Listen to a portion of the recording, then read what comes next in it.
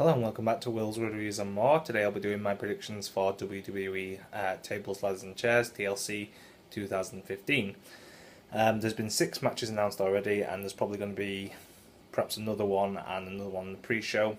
So I've got those down in speculation, which I'll go through, and then I'll go through the 6 actual matches on the card and give my thoughts and predictions.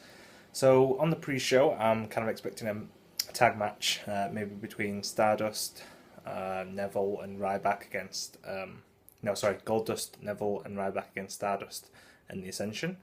They might have Bad News Barrett and Ryback, Rusev in there somewhere, but I think they're probably more likely to be involved in the main event with Roman Reigns and Sheamus. So that's what I would assume on the pre-show, and I would probably go with Stardust and the Ascension picking up the win if that's the case. Then I'm assuming there's going to be Tyler Breeze v Ziggler. I know they had a match on SmackDown. Because Tyler Breeze won on pay-per-view last time, I think Ziggler's going to win this if they do put that on the card. Or possibly maybe Summer Rae might get involved and give Tyler Breeze the win again, which will be another good match, but I'm hoping that might be the end of that feud and then Tyler can move on to something else. Then we've got the tag team elimination tables match between Team ECW and the Wyatts. So Tommy Dreamer and Rhino are now back in the WWE. Rhino was on NXT anyway, and because it's a tables match and it's classic ECW, classic Dudleys, I'm going with them for the win, even though perhaps the Wyatts might need the win more. But I think Team ECW got this in the bag. Then you've got a chairs match between Del Rio and Jack Swagger for the US title. Bit of a strange one. Jack Swagger's not really been on pay-per-view much for about a year or so. And all of a sudden he's been thrust back in. Obviously Del Rio's got rid of Zeb Colter, so maybe he'll play a part. But I see this as Del Rio retaining easily. As we know, obviously he's going to enter a feud with John Cena when Cena comes back. So Del Rio to retain in that chairs match. Then you've got the Divas title match between Paige and Charlotte.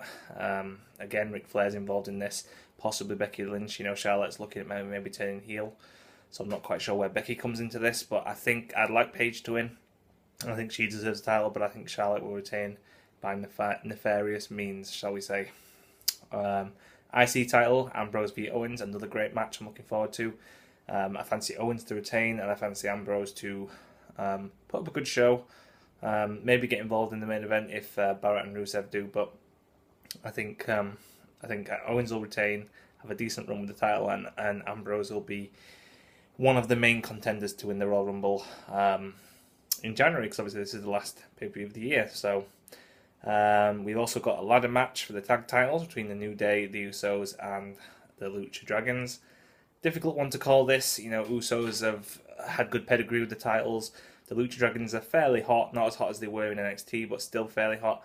And obviously New Day are really over, so I'm thinking they may switch the titles, but again, you'd have to side with the Usos if they're going to do so. But New Day are so over that they may keep hold of them, and Kofi's had pedigree in ladder matches, so I fancy New Day to retain. And then of course you've got the main event, Sheamus v Roman for WWE title, so it's a TLC match. So I'm assuming that the title will be hung above the ring and it'll be a ladder match. And you can only assume that they're not going to take the title off Sheamus, in 3 weeks. So Sheamus is going to retain. Roman's going to get some more support for being screwed over once again, perhaps by Noble League of Nations. And obviously we'll see what happens in Royal Rumble, whether he gets a third match and wins the title, or maybe he's in the Royal Rumble again and maybe he wins again, who knows. But I'm looking forward to this pay-per-view. It won't be the best, but it's going to be a good year and one to end of the year on.